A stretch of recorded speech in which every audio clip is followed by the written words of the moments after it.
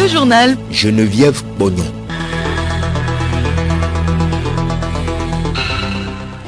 Bon appétit si vous êtes à table, madame, monsieur, bonjour et merci de nous rejoindre à l'heure du journal de la mi-journée.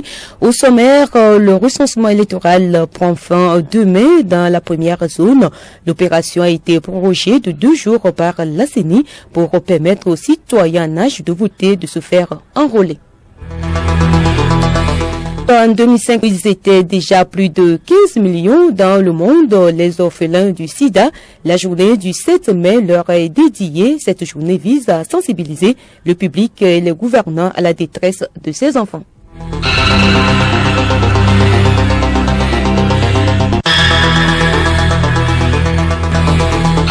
Radiolomé.tg. Bienvenue à tous. En raison de l'affluence dans les centres, le recensement électoral au Togo a été prorogé de 2 jours dans la zone 1, alors que l'enrôlement des personnes allait prendre fin ce samedi dans cette zone. Elle continue ce dimanche et lundi. Les centres de recensement se remplissent chaque jour avec plus de femmes. Qu'est-ce qui explique cette forte mobilisation féminine? Reportage Nabara Nafara Noudar.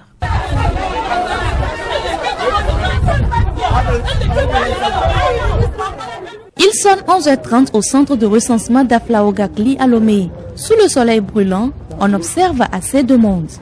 Devant la deuxième salle d'enrôlement se trouve une ligne de 42 personnes dont 31 femmes. Foulard ou voile sur la tête, tresse ou encore tête au ras, certaines de ces femmes ont des bébés au dos ou dans les bras. Parmi elles, dame habillée dans sa robe violette avec une ceinture à la taille. La carte me donne la possibilité de faire beaucoup de choses. Voter avec, faire un prêt dans une institution de microfinance. Bientôt, c'est Novici. C'est avec cette carte que je peux bénéficier de l'argent. Je peux enfin acheter de la carte SIM avec. Aïcha Derman, venue également se faire recenser, donne les raisons pour lesquelles elle s'établit la carte. Je me suis inscrite pour le projet du gouvernement ANADEP. Cette carte me permettra dans la suite de pouvoir retirer de l'argent via ce projet. Elles sont nombreuses à se faire recenser, vivement qu'elles participent également au vote.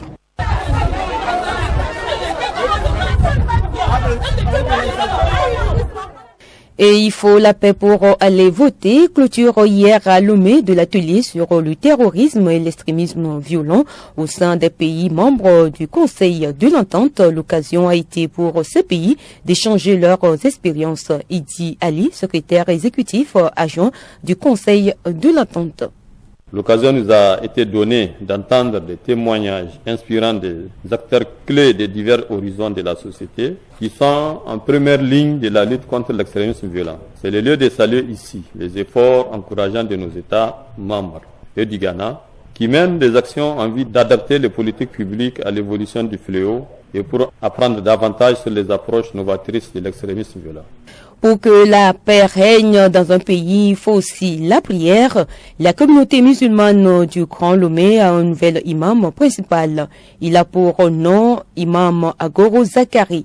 La cérémonie de sa consécration s'est déroulée vendredi à la grande mosquée de Lomé, Yao Kamake. C'est en présence de nombreux fidèles de Allah que le nouvel imam Agoro Zakari a été confirmé dans son rôle. Président de la cérémonie, le président de l'Union musulmane du Togo, El Hadj Inoussa Bouraïma, s'est dit satisfait de cette consécration avant de lui prescrire les règles de sa mission. Le cheminement pour arriver à ce jour de M. Agoro est très long. Il a fait cette charge. Si vous nous avez accompagné, c'est qu'il a accepté cette charge. Être l'imam, c'est être humble, être patient, être courtois, respecter la hiérarchie. Je crois que c'est un verset coranique qui le dit. Appelez-moi ce verset-là.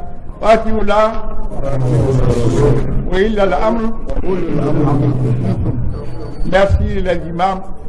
Nous allons donc respecter la hiérarchie, mais avant de respecter tout ça, doit se respecter lui-même. L'imam principal à Goro, ainsi intronisé, n'a pas caché sa joie et sa reconnaissance vis-à-vis de ses fidèles et de ses supérieurs hiérarchiques. L'imam a remercié d'abord Allah et il a remercié le chef de l'État, le gouvernement, tout le peuple togolais.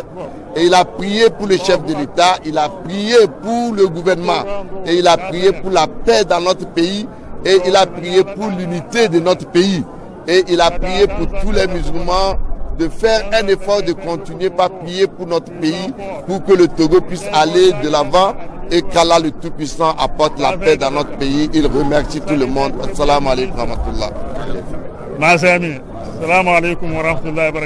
Une fois confirmé, Agoro Zakari a dirigé sa toute première prière de vendredi à la grande mosquée de Lomé en qualité d'imam principal investi. Autre sujet de cette édition, entre-temps réservé au cas de Covid-19, le CHR Lomé Commune a rouvert ses portes cette semaine au public.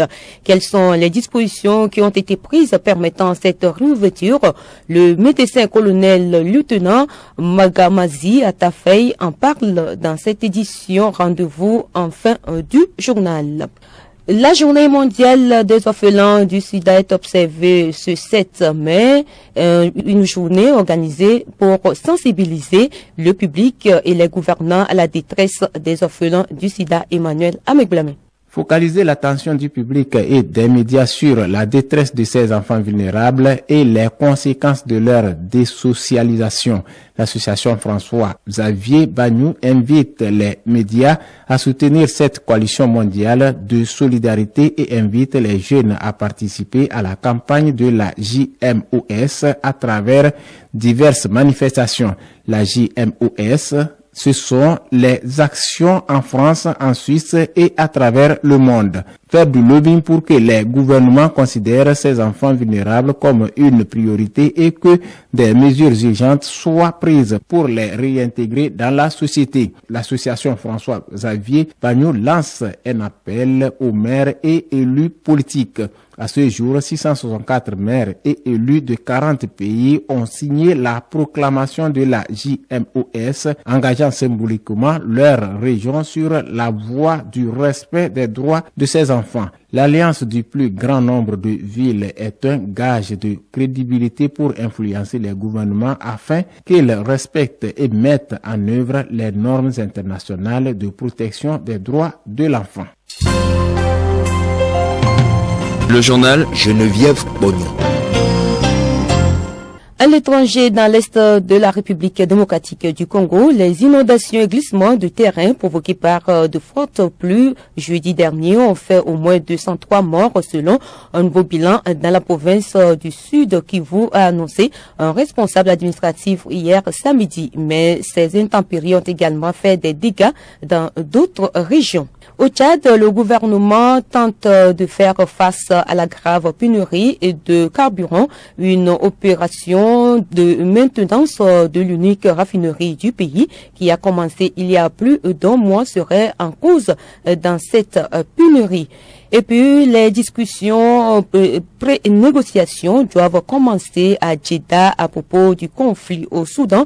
La rencontre aura lieu selon l'Arabie Saoudite en présence de représentants des forces armées soudanaises et les forces de soutien rapide. Cette initiative saoudo-américaine vise à réduire les niveaux de tension au Soudan. Chose promise, chose due, entre-temps réservé au cas de Covid-19, le CHR Lomé Commune a rouvert ses portes cette semaine au public. Quelles sont les dispositions qui ont été prises permettant cette réouverture? Le médecin colonel lieutenant Magamazi Atafai en parle dans cette édition. Il est au micro de Alice Berthe Barandao.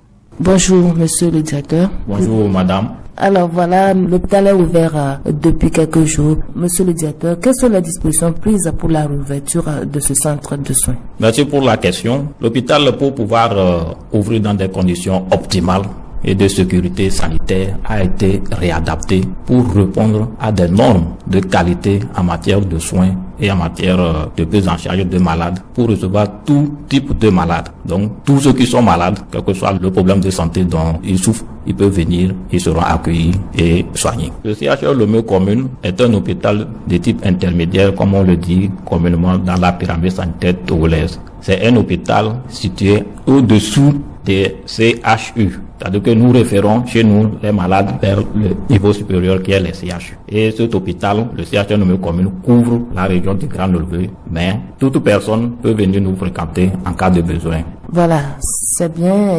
Est-ce que toutes les unités de soins sont fonctionnelles ou c'est quelques-unes? Pour l'instant, toutes les unités n'ont pas encore repris parce qu'il y a des aménagements qui sont en cours. Actuellement, les unités fonctionnelles, on peut les citer, il y a les urgences médicales, la médecine générale, la cardiologie, la rhumatologie, la stomato-dentaire, les services d'ophtalmo, d'ORL, de maladies infectieuses, la pédiatrie, la kinésithérapie, les services de dialyse, le laboratoire, la radiologie, sans oublier la pharmacie. Alors, qu'en sera-t-il des autres unités de soins? À quand leur ouverture? Belle question. Les efforts soutenus sont en cours pour mettre en service les autres unités, notamment la chirurgie, la maternité. Voilà, la population sera au rendez-vous. On le sait, beaucoup de personnes refusent de se rendre à l'hôpital quand elles sont malades à cause du mauvais accueil. Est-ce que c'est le cas au CHR Lomé Commune? Nous avons fait de l'accueil au CHR Lomé Commune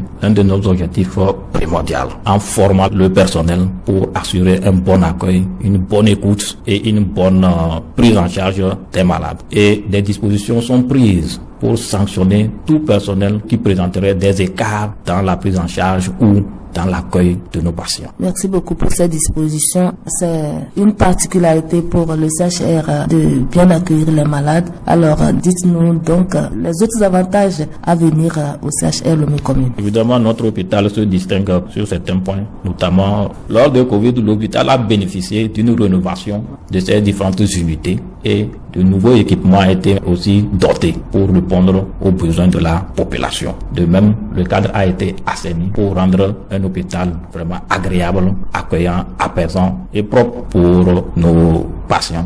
On va finir notre entretien. Est-ce que vous avez un mot à l'endroit de la population? C'est le lieu de remercier le chef de l'État et son gouvernement pour les efforts en matière de bien-être de la population. J'invite les populations à venir bénéficier de nos prestations au CHR Lomé Commune. L'hôpital est ouvert pour vous et travaille pour vous.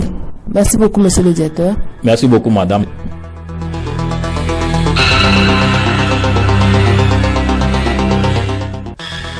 Ainsi se referme ce journal. Merci à vous qui nous avez suivis. Merci également à Robert Dansou pour la collaboration technique. Avant de nous séparer, retenez pour l'essentiel que le recensement électoral prend fin demain lundi dans la première zone. L'opération a été prorogée de 2 jours par la CENI pour permettre aux citoyens en âge de voter de se faire enrôler. Et puis en 2005, ils étaient déjà plus de 15 millions dans le monde, les orphelins du sida. La journée du 7 mai leur est dédiée. Cette journée vise à sensibiliser le public et les gouvernants à la détresse de ces enfants. Restez avec nous, le programme se poursuit.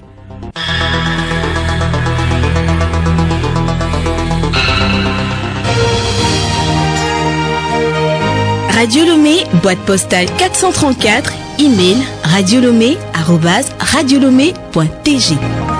radiolomé.tg